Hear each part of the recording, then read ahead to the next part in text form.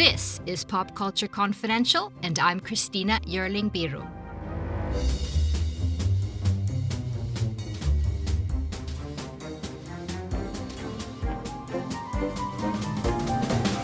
Hello everyone, and thanks for joining me. It's a slightly surreal summer in movie news. Christopher Nolan's The Odyssey is selling out in IMAX a full year in advance. Lilo and Stitch just made $1 billion. And in the wonderfully romantic plot twist of the season, Liam Neeson and Pamela Anderson are in love. This week, I get the absolute thrill of diving into some big cinema questions and trends with one of the best of them all, a grab bag of a conversation, talking about this exciting first half of the movie year and looking ahead at what's around the corner. And of course, festival season is almost here, where I'll no doubt run into my guest. I'm so glad to welcome back to the show the brilliant critic and cineast, keeper of the flame of physical media, guardian of the mid-budget adult drama, and of course, co-host of the biggest movie podcast of them all, The Big Picture on The Ringer. Welcome back, Sean Fennessey. Thank you so much. Wow, a keeper and a guardian. I feel so right? Powerful right now. That's a wonderful introduction. I'm so excited. We're going to get into a whole bunch of stuff, but I want to warm up with sort of an introductory question. Not that you need an introduction for my audience, but could you sum up your cinema origin story in 3 films? What would they be? Ooh, 3 movies. Okay, Yes. That's super challenging, but I will try to boil it down as best as I can. Me, like so many millions of other people around the world, certainly had my brain chemistry reorganized by The Wizard of Oz, which was a movie that my mother taped off of television when I was 4 years old. I think I saw it somewhere between the ages of 4 and 5 and was completely transported. And the moment when Dorothy enters Oz and we shift from that kind of sepia tone black and white into the Technicolor of Oz had the same effect on me that it has had on so many people. That's probably a place where I started to fall in love with movies. I was a very big animated action figure kind of kid. I was really into professional wrestling. I was really into He-Man. I was really into G.I. Joe. A lot of very male-coded boy stuff. And The Wizard of Oz kind of like shook me out of that a little bit, I think. So I always cite that one. Number 2. Let me think of, the first really adult movie that I got obsessed with was The Usual Suspects.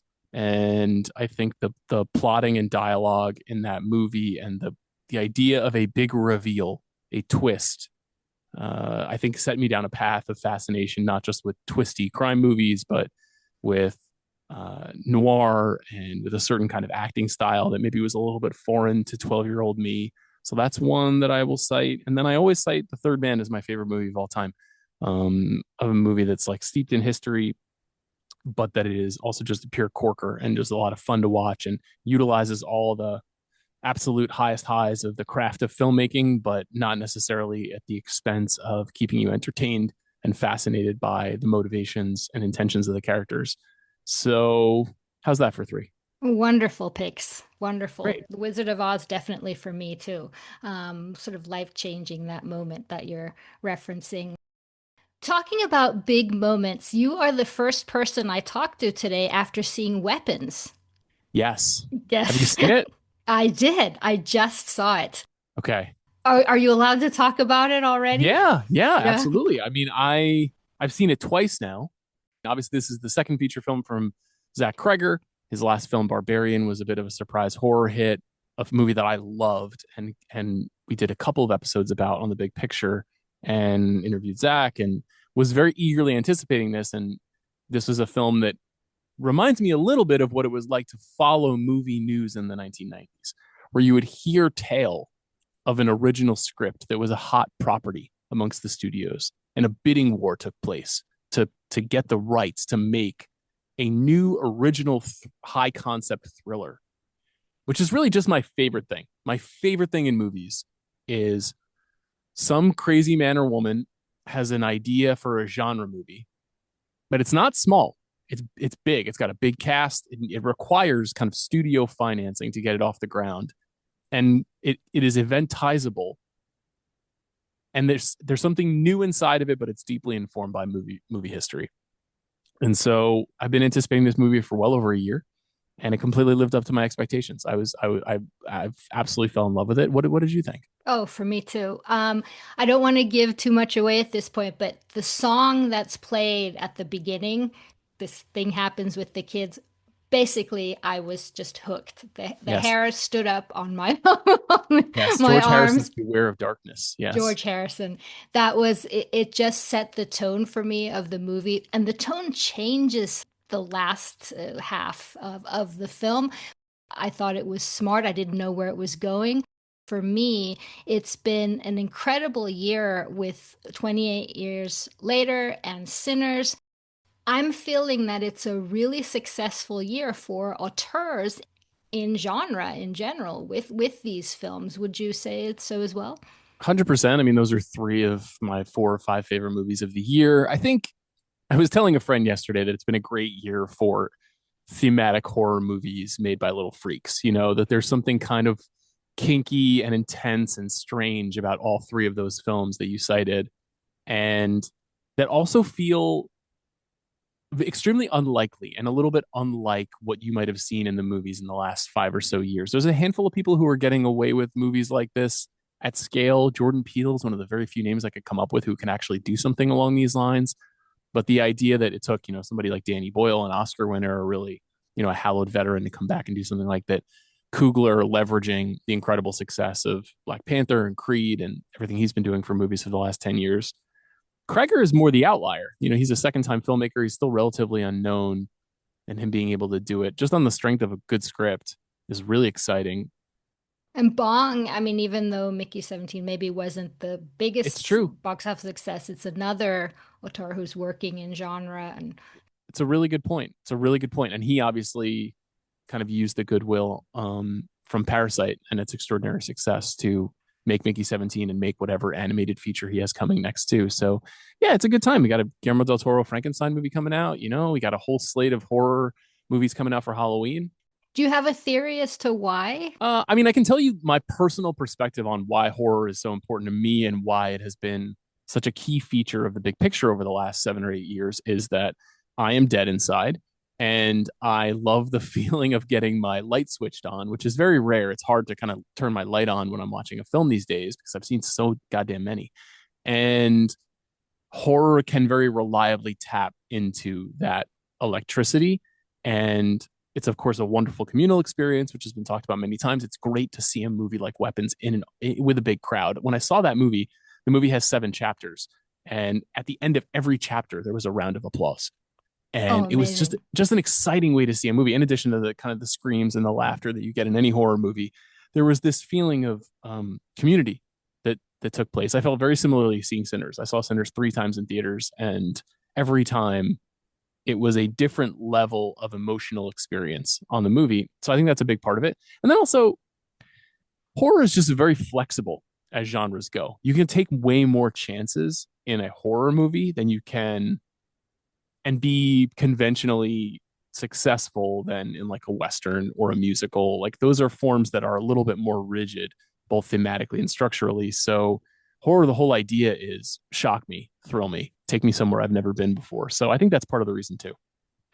I'm seeing a lot of political themes. Looking forward, besides Ari Aster, of course, and Eddington and sort of social commentary, we have PTA coming, Bigelow, Jude Law is going to be playing a young Putin. I mean, after The Hunt, Guadagnino is taking on Me Too.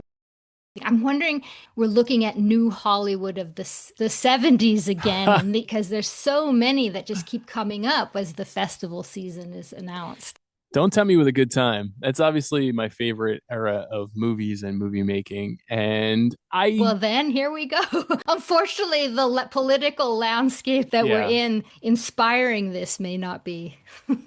I think that's certainly a factor. I think the idea that we've got um, a kind of soft and in some cases hard fascism throughout governments around the world tends to inspire a mule kick from artists. It tends to provoke them to explore the world that we're all trapped inside of. Like Eddington is kind of riven with that idea, the idea that sort of like we're all prisoners of our phones, and inside of our phones are all of these machines that are making us feel one way or another, and kind of, tapping into the basest impulses that we have via manipulation. And we're all susceptible to those ideas, and they tend to create bad results. It's a little hard to speculate on the movies that we haven't seen yet, and how, based in the world that we live in, and or not based in the world that we live in, they actually are. I mean, Mickey 17 is a movie that is obviously hugely informed, defined by, specifically, I think, Donald Trump. If you just look at Mark Ruffalo's performance in that movie, and I And came out of it 28 feeling years later with Brexit and totally.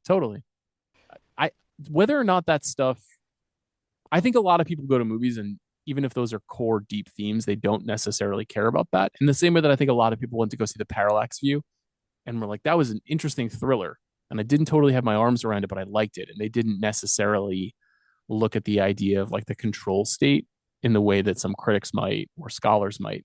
So I think that's one of the reasons why you might be seeing some of these movies coming in these forms, is that, like, One Battle After Another, it sounds like it's going to be very political, but is being Trojan horsed in via an action movie, a Rebels action movie, which is cool as a PTA fan to see him going and doing that level of work. But most of his movies are extremely political. Most of them are about power dynamics. Most of them are about how societies kind of organize and disorganize human feeling and human psyche. So, I don't think we're in a new Hollywood, if I'm being totally honest with you. I mean, this is the Lilo and Stitch Minecraft domination summer does not indicate to me that we have a Godfather coming sometime soon, but there are really good movies coming out soon, which I'm what do you excited mean? about. Demon Hunters isn't political? Is that what you're saying? Not a We're bad movie though. golden. Not a bad movie. Not the most politically sophisticated As movie, a but not a bad fellow movie. parent, I think I have joined you in seeing this many times. Yeah, And my I daughter liked it hasn't asked actually. for it a second time. How many times have you seen it now? I've seen it twice now, and he's Okay. seen it at least three. Yeah, Um, it could be worse. It could be yeah. worse. Oh, yeah. No, I had a good time. I had a good time. Come to think of it, I'm not sure if two constitutes a trend, but we've seen two pretty powerful birth scenes in mainstream cinema this past half year, in Fantastic Four and in 28 Years Later, and a whole slew of powerful female narratives out of Cannes, including Lynn Ramsey's Die My Love. Not a birth scene per se, but maybe what happens after. Yeah, I'm not sure what accounts for that. I mean, maybe it's some of the aftermath of a sense of attack on women's bodies, in America, the overturning of Roe v. Wade, and this sense of assault on Planned Parenthood.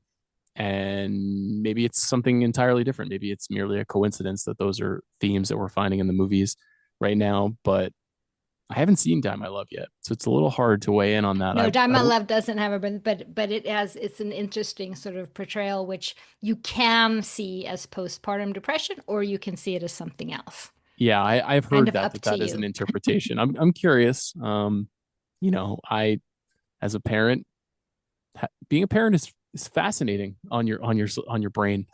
Yeah, It's a it certainly lot is. different than I expected, is what I'll say.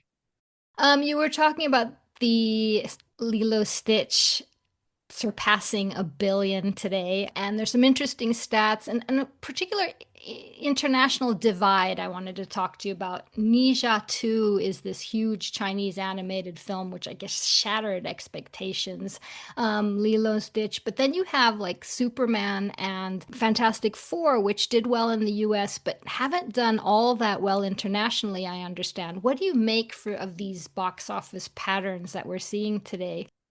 I think there's a variety of factors that are going on, and we could probably have a 3-hour podcast about kind of what happened to this particular brand of studio filmmaking and what the audience's relationship to it is right now. But my sense of it is, as simply as possible, that in the aftermath of Avengers Endgame, as the DC universe was also kind of spinning its wheels and failing to really catch hold in the way that it had hoped, that mass consumption for these films in America at the highest level was starting to slow down there, because there was a sense of accomplishment, a sense of finality around that storytelling. The Disney decided to meet that finality by ramping up production on both television and movies. And so there was this overload of content that then led to people feeling like they had a lot more to keep up with than they had before. And then that becomes more of a chore. And so in lieu of doing chores, people just stay home from the movies.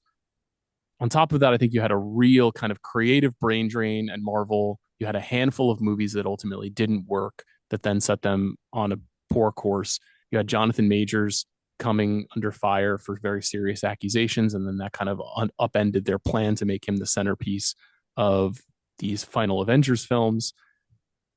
And you mentioned China and Nisha too, and the Asian market's interest in superhero storytelling has just dramatically dropped in the last 5 or 6 years, dramatically.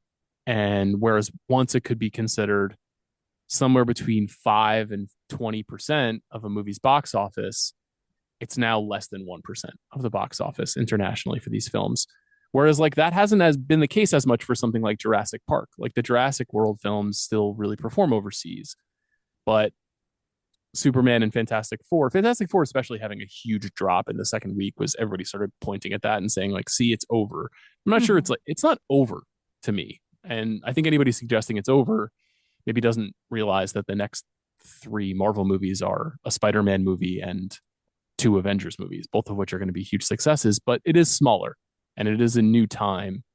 And I think that the drum that I've been beating for the last 3 or so years on the podcast is familiar but new is sort of the vanguard for audiences right now. And the success of Barbenheimer, the success of a movie like Minecraft, which regardless of your subjective feelings about the movie's quality, is something that people know about, but had never really been executed in movie form before. The same goes for something like Barbie.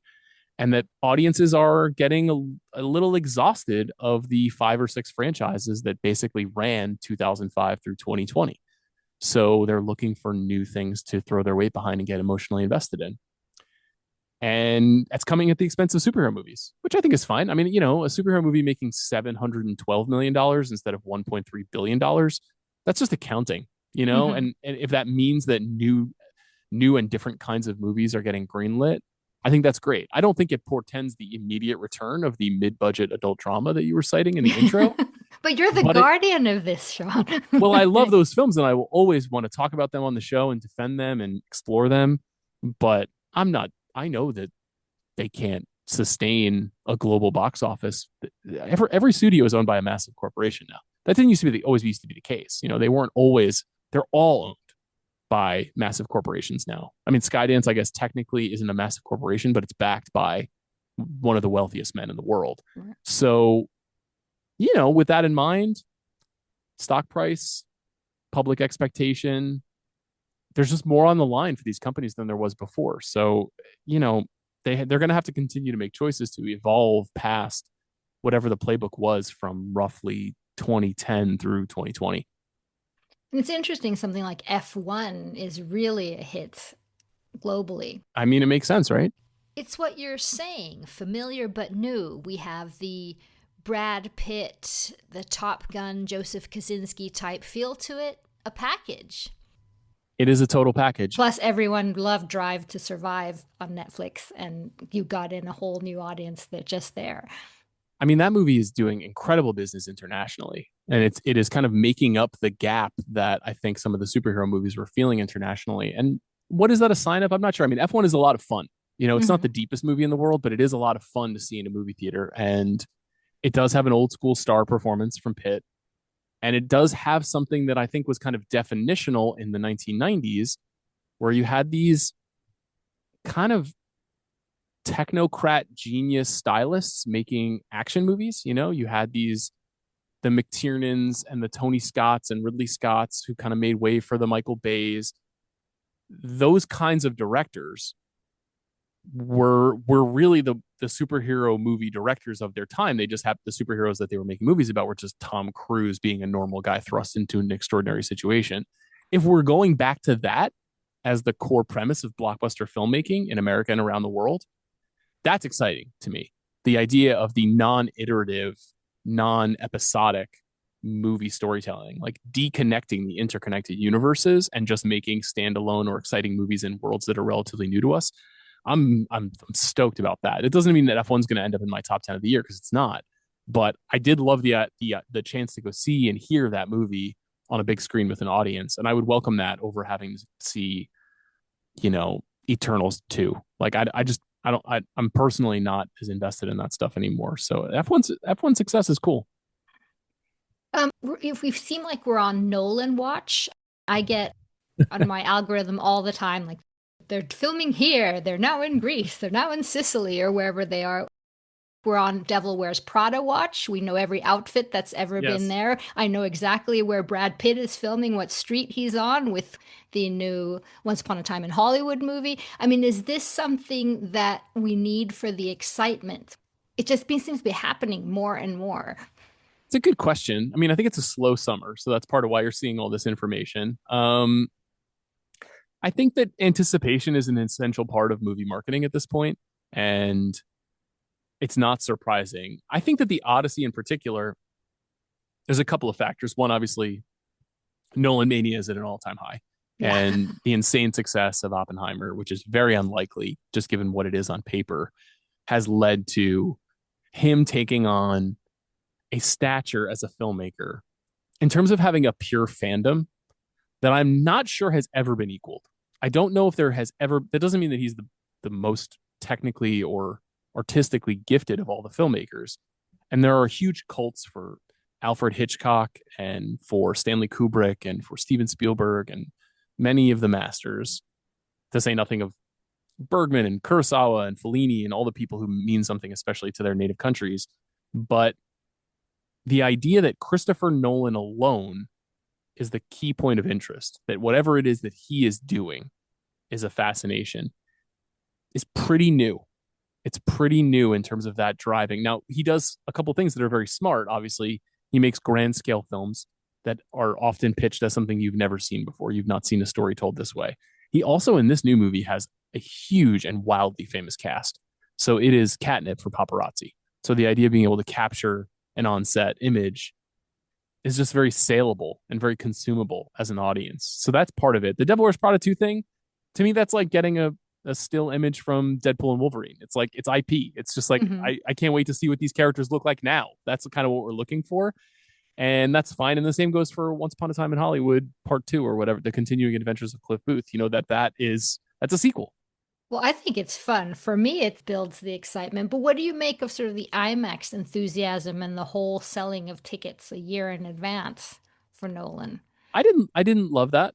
I think of movies as very different from going to the opera or going to see a play on stage or going to see Oasis at Wembley. Like, to me, it's a very democratic form um of artistic consumption, basically. That it is, the Nickelodeon was, designed to be available to the masses, that it was not supposed to be too expensive, that the films were supposed to play widely and could be seen over and over again, and that there was not a kind of grasp for specialness in when and how you saw it.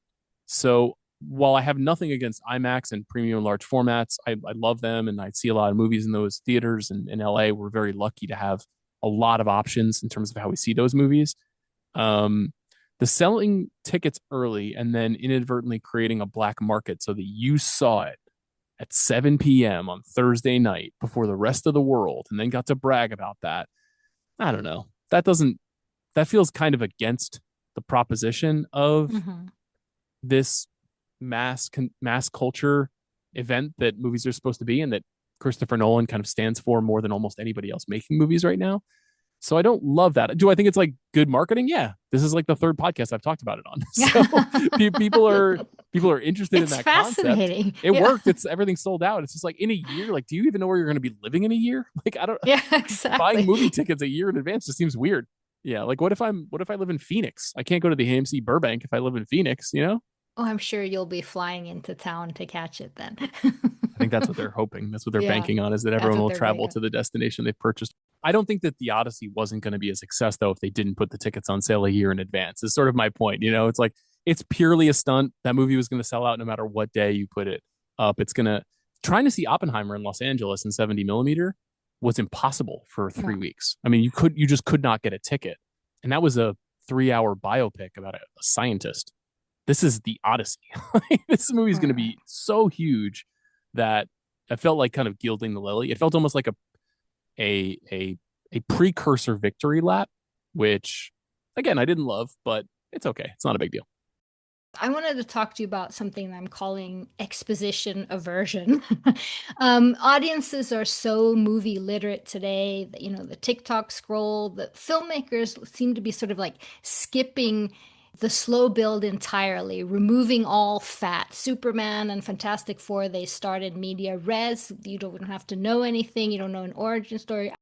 Heard you mentioning on one of your shows, like that Happy Gilmore, Adam Sandler's is just basically a bunch of sketches that you can put on TikTok.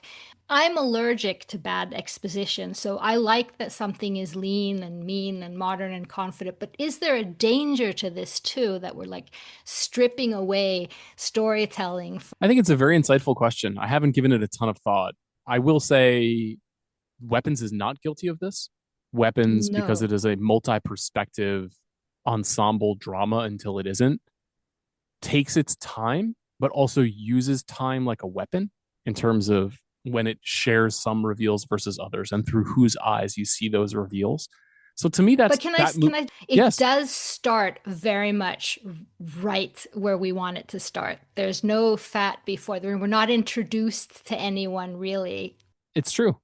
It's true. There is a voiceover that takes us There's into a the beginning. voiceover, but it just does it so effectively, and it also ends without giving you a huge explanation as to what happened. Sorry to interrupt No, you. to me, I think that's a movie that opens and closes with voiceover, which is essentially what you're describing. You know, that there is like a level of table setting. It is not the table setting that you might find in minute 18 of a drama made in 1994, where we're getting what would be described by a screenwriter as character development, but feels like a lot of setup for the audience so that when something is delivered in minute 114, we know we have the information early on that allows us to fully understand a character's evolution or pain or what have you, the payoff.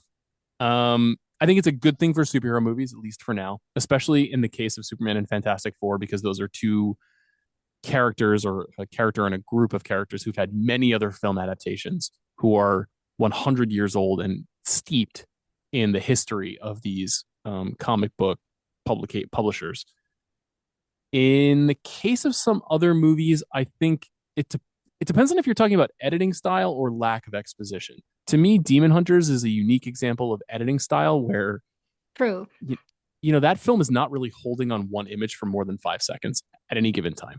It's animated, so Yeah. that's it doesn't might not clock that in the same way, but it's unusual, and I find that very distinct from something like Sinners, which is like a little bit more of a slow burn.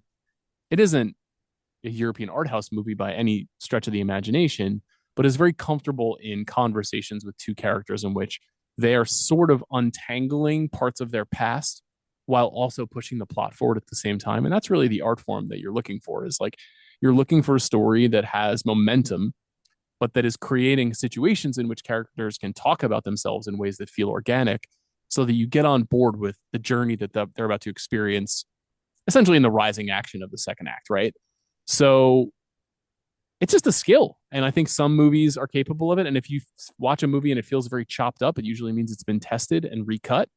And sometimes you have characters ADRing off screen information that someone at the studio or audiences thought the wider audience needed to better understand the movies. If you watch like the Sony Spider-Man villain movies, they're just full of scenes where like the camera is holding on one actor's face and the person talking is off screen because they've realized that the film is not cutting together and they need to get information across because they've changed the structure of the story.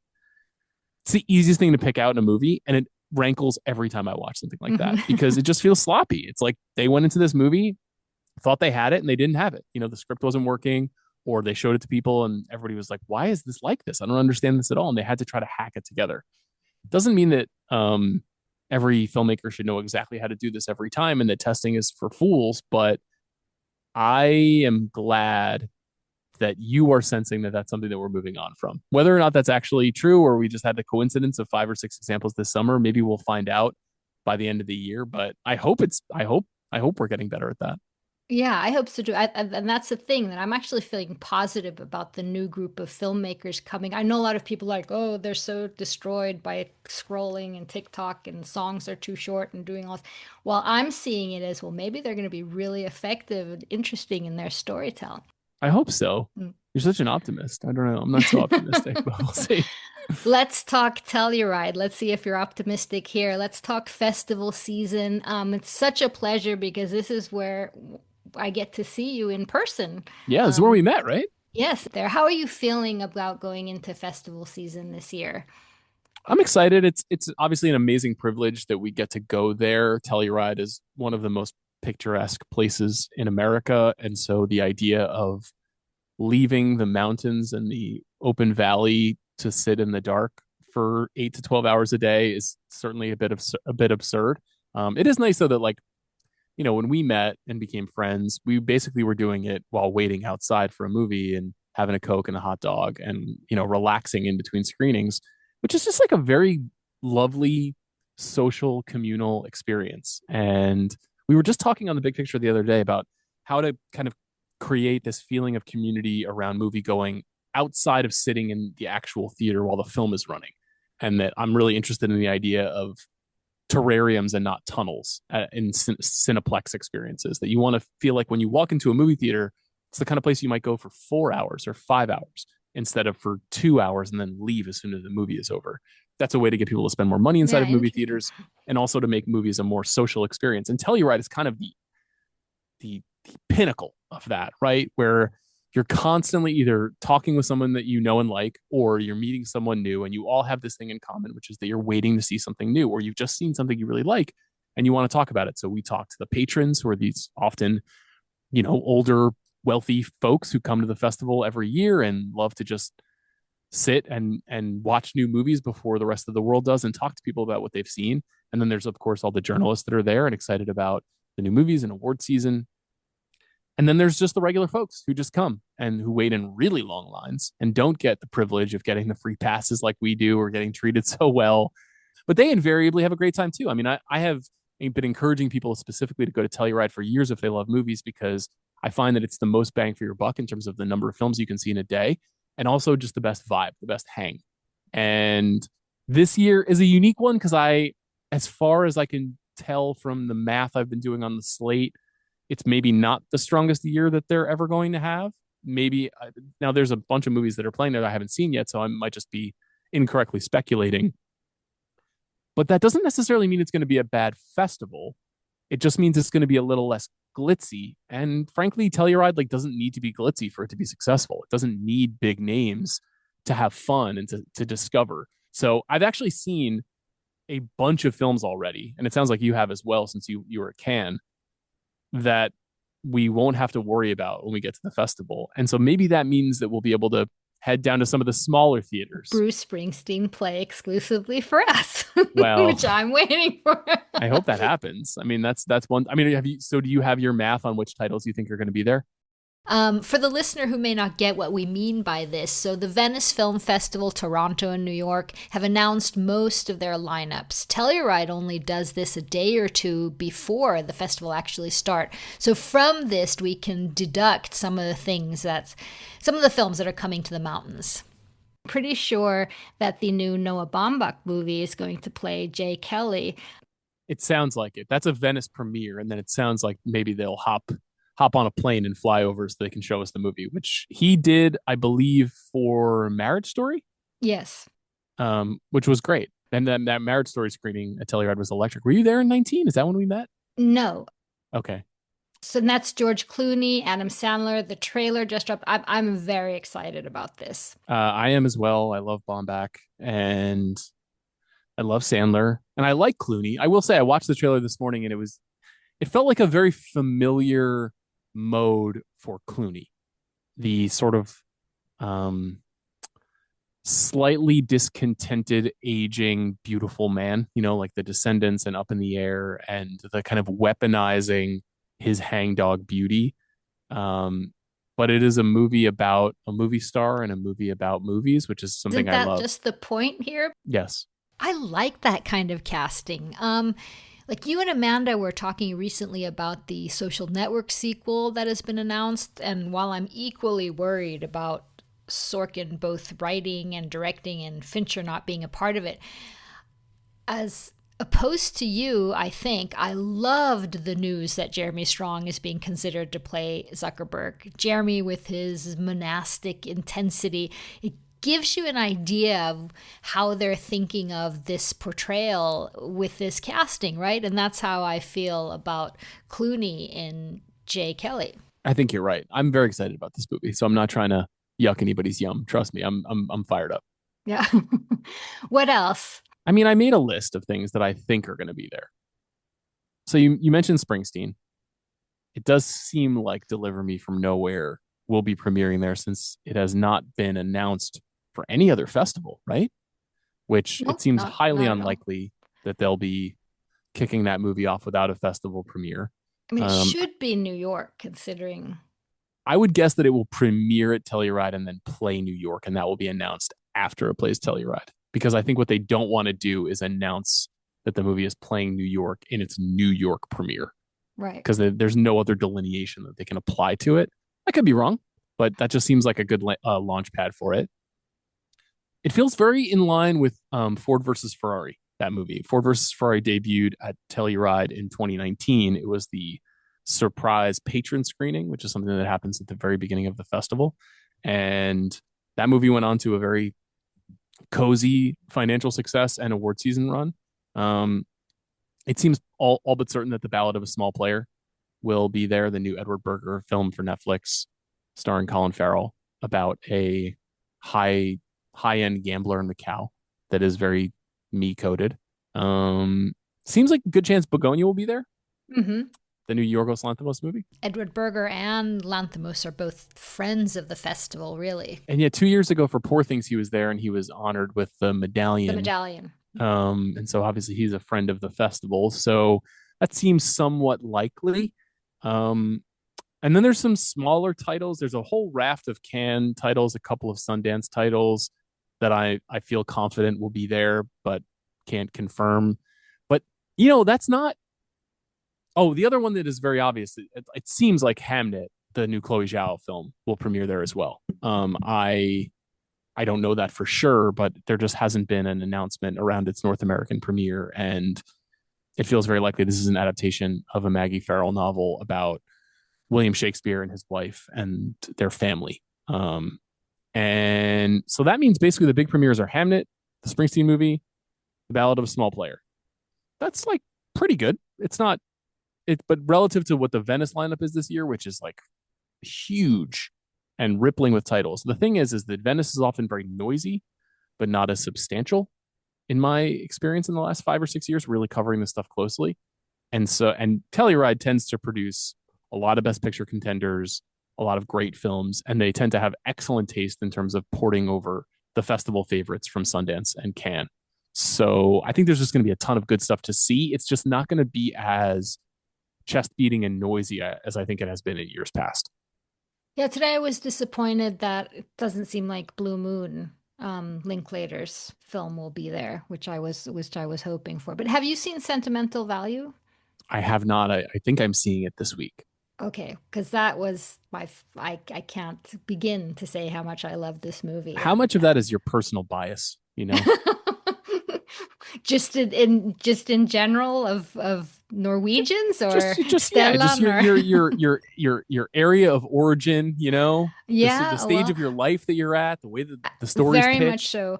I mean, everything aligns for me. The fact that I think Renate Renzwe is just the Meryl Streep of our generation, Ooh, and great take. the woman who plays her sister, who was new to me, is amazing. I think the whole story, it's one of a movie that really gets it right about being a family member of someone in the arts Mm. and what that means and the sort of thing between that. I mean, I'm not going to say more because you see it, but I can't wait to see that again, and I'm pretty sure they're going to be there the whole gang at Telluride. I'm very very excited to see it. I've been a huge fan of Trier's for a long time, but The Worst Person in the World is one of the great movies of the decade. Oh So I'm yes. I'm I'm very very excited for that one. And it does seem like it was just an accident, and Nouvelle Vague and The Secret Agent, and If I Had Legs I'd Kick You, maybe even Train Dreams. Like a lot of these movies may find their way to Telluride as well. What are you disappointed and like Park Chang-wook it doesn't seem to be going to That's my number Telluride? one. That's my number one, Christina. That's the movie I'm most looking forward to that is Oh, for the non-PTA meeting. division. Yeah. Mm-hmm. No Other Choice, the new Park Chan-wook film. It's not surprising. It's not the kind of film that historically, I guess Parasite did play Telluride some years ago and after Cannes, but a Park film and specifically a Donald Westlake adaptation is not exactly the kind of thing that you would normally see at Telluride. So, I don't know what else I mean, I'm very Okay. excited about this Catherine Bigelow film. Mm-hmm. Um, yeah, I hope that's Okay. there. I don't know what are you, is there anything you're You bummed to be missing? mentioned PTA. Now, could PTA be there and get the medallion? Well, he has played a movie at Telluride before. I think only once. He reportedly doesn't like film festivals. He's No. premiered a lot of movies at film festivals over the years, but it's not something he apparently likes. So just last night, I was at the Arrow Theater here in Los Angeles in Santa Monica. It's one of the great repertory theaters. It's programmed by the American Cinematheque, and they ran a 70 millimeter print of The Master. Mm. And before they ran the film, the head projectionist at the theater told the story of The Master's first ever screening. And the film played the Venice Film Festival, but it was not the first ever screening of the film. The first ever screening at the film was at the Arrow Theater a week before Venice. They programmed The Shining. And then they said, before the film started, they said, hey, you may want to stick around after the movie. We're going to run another movie after The Shining, but please enjoy The Shining. And then as soon as the movie ended, they came out and they said, we're very excited to share with you the first ever world premiere screening of The Master. And here to introduce the film is Paul Thomas Anderson. Now, that's the kind of thing that keeps me living in Los Angeles for more than a decade. The idea that something like that could happen. And I go to plenty of rep screenings and I'm pretty eagle eyed, but I am hoping that PTA is following that spirit as opposed to, it would be great if it was a Telluride. For Mm-hmm. both of us, it will be an absolute frenzy. And I will be pulling as many strings as I possibly can to get as close to my perfect seat for that premiere as I possibly can. It's the movie I've been most looking forward to for years. But I don't think it's going to happen. I don't You see it. don't I think so? don't think that Warner Brothers cares about whether or not the movie premieres at a festival or not. I think they know that the movie is going to get plaudits from critics, and that's not really what they're worried about. I think they're really more worried that a mainstream audience that likes Leonardo DiCaprio movies signs on for this movie. And I don't blame them for that, and I don't blame Paul Thomas Anderson for not wanting to premiere in a festival environment, for wanting the movie to just play with audiences. I think that's cool. So which screening do you think that he's gonna show up in secret and lost? I mean, you have to sort of hit them all I in don't know. case. I know. Well, I'm going away at the end of August, so I don't know if I'm going to have any luck here. I mean, the movie doesn't come out till September 26th, right? Hmm. So it's probably almost certainly not going to screen until um, after the two big fall festivals. And I guess there's an outside chance it plays TIFF, but it seems like no. So maybe between September 14th and September 26th, I need to just go to every single rep screening in the Los Angeles area, just in case. Maybe I'll just sit for the first 5 minutes to make sure they're not going to run the movie. I don't know. I don't know. The thing that he did for Licorice Pizza was he just premiered the surprise trailer ahead of a bunch of movies at the New Beverly Theater, Quentin Tarantino's theater here in LA. And that was cool, but I don't think the movie ran early anywhere. So who knows? Maybe Hmm. it won't screen at all. Speculating who we think will get the medallion is usually a good way to figure out. Do you think we've already mentioned them in the movies that we've talked about that are going to be there, or is there someone else? Well, let me Has just see if Laura I can. Poitras gotten a medallion? I don't know, but I do think Cover Up will be there. I think so too. Feels very Telluride. I can't wait to see Yes, that. that's a new documentary about Seymour Hersh, the investigative journalist, and Poitras, obviously one of the great documentarians of our time. I'm very excited to see that film. Me too. She seems like a good bet. I think that's smart. I also think Chloe Zhao is a pretty good bet too.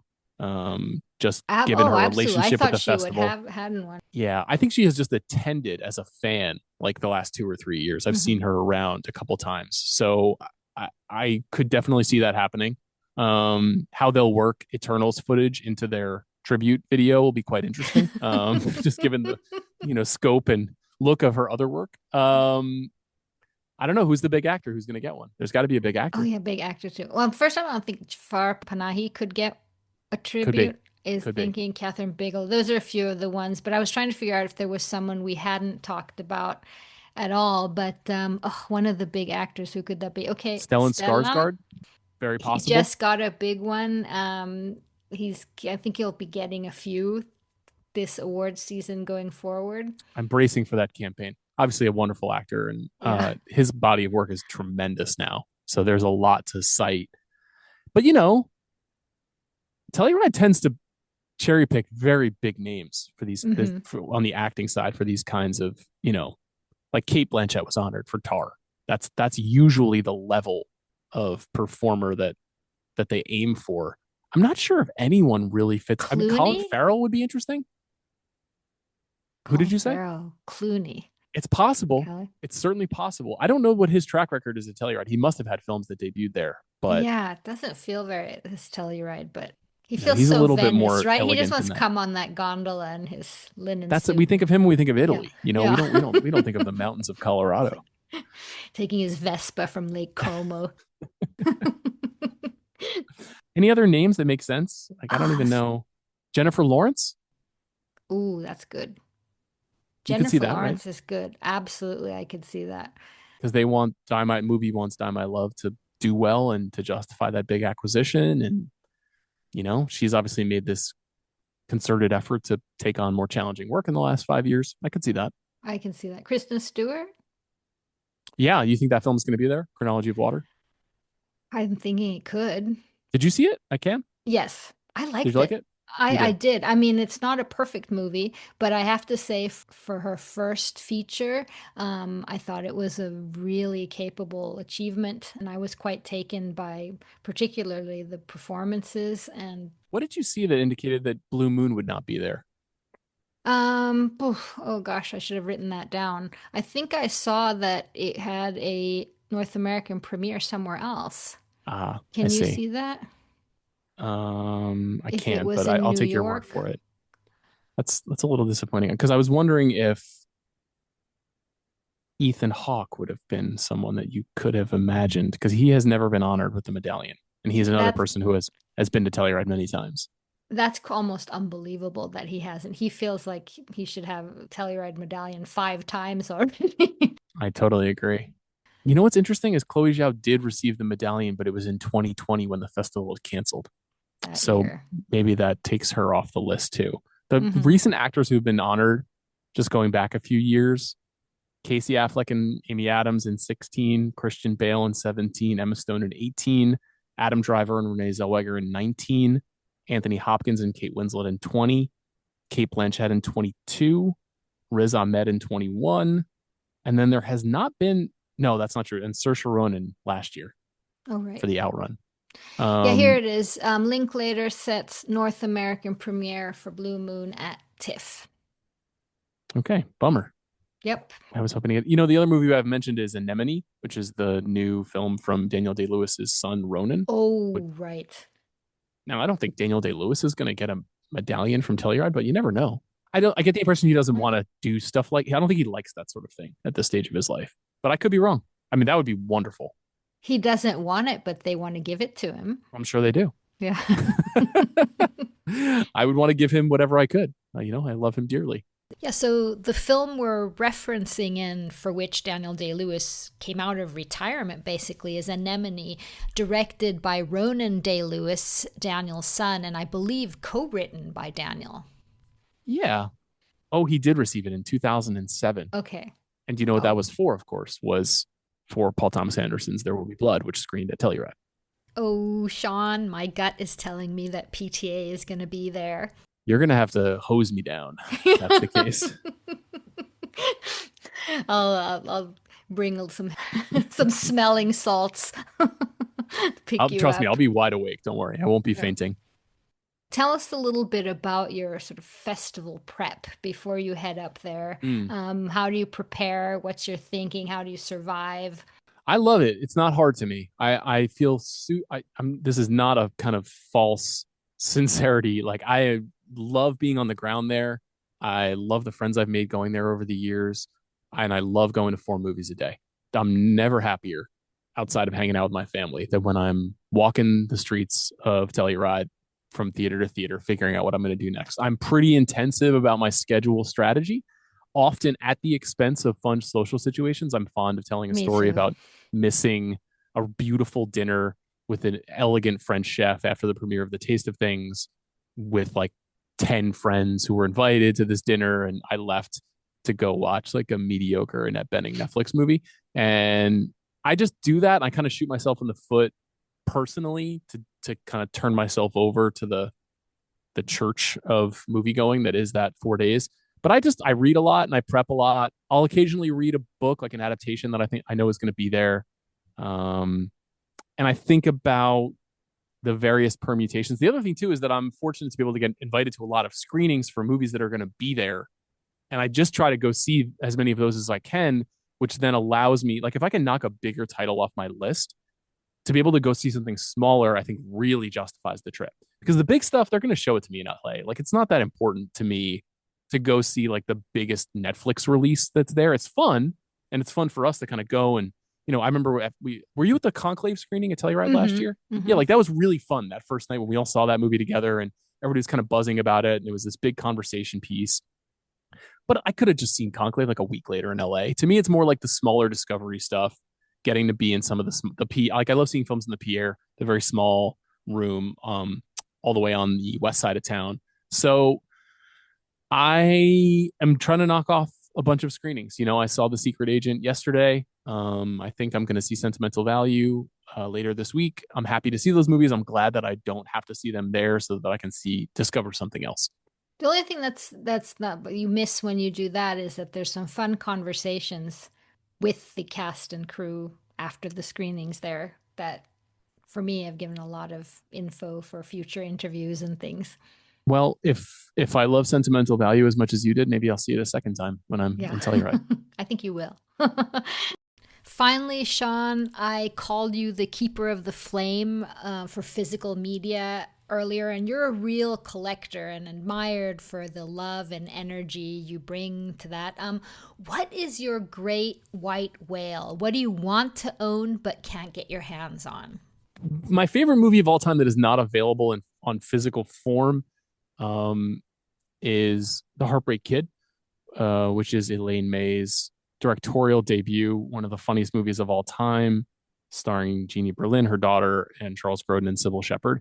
And it's not available because it is owned by, I think, a medical supplies company. And that company doesn't really care about the properties that it owns. There are a handful of other titles that that company owns. And it was like a consortium that was kind of agglomerated over the years. And they have all of these various properties. And we've been unable to get their attention to relinquish the rights to those films. And so they've never been licensed for Blu-ray or 4K. The Stepford Wives, the Brian Forbes film, is another example of that, where it's just not really available. There might have been a DVD at some point, but nothing really high end. But I always point to The Heartbreak Kid. Whenever it screens out here, I try to go see it. Very formative movie for me personally. And I think for a lot of comedy filmmakers who came of age in the 80s and 90s. And God, I would just love to have a beautiful, Cinematograph is this great new imprint that operates under the Vinegar Syndrome Company. And they just put out a new 4K of A New Leaf, which is Elaine Mhm. May's second film. And I would just love for them to do the exact same treatment for The Heartbreak Kid. I think that would be fabulous. We have to make that happen. I also think there's almost like a script movie idea behind this medical company that owns I know. movies and like what's going on. That's I such a know. It's like a great. thriller heist movie about Yeah. re-grabbing the rights to some of our most beloved classics. Give that to the right screenwriter and it can be a fascinating movie about the inner workings of Hollywood. I know. Well, physical media is very important, and I had some regrets like 7 or 8 years ago when I was really starting to build my collection and felt like I had no way to communicate about how much I cared, and I felt like I was a little bit in a sad, weird cult. And things have just really turned around on that front. I mean, there's like a real pride in being a collector that is akin to, you know, collecting anything else, books, stamps, baseball cards. Like it is a weird hobby. It is a hobby that kind of drives a certain obsession that I think makes people feel a little alienated, but it's becoming increasingly like shareable and community oriented in a way that I just love. So I've been having fun with it. You should take pride in that you really are doing that. I mean, there's so much energy around you talking about this, you and Tracy Letts. I mean, that's how he and I became friends, and like the idea that I even could make friends with someone as cool as him is a real gift. I've made like a lot of friends through this hobby, which I did not expect. Even when I started talking about it on the podcast, my intention was not like, I hope my people find me. It was more like, this is a part of movie appreciation, that was the intention behind it. And it also happens to be my sick hobby. Like I always say, like, I don't know how to boat, I don't have any real hobbies, like I've turned my passion into my work, and this is kind of an extension of that. And so I'm really happy that it's shaken out the way that it has. It's always so great to talk to you, to share sort of the enthusiasm of what we do, both in our private life and in our work life. And it's a pleasure to talk to you. And I can't wait to see you in a few weeks. I'll see you in a few weeks. I'm super excited. Thanks for having me again. Once again, thank you so much to Sean Fennessey, and do not miss the big picture on The Ringer. And thank you so much for listening to Pop Culture Confidential. Please subscribe wherever you get your podcasts. Pop Culture Confidential is a part of the Evergreen Podcast Network. See you next time.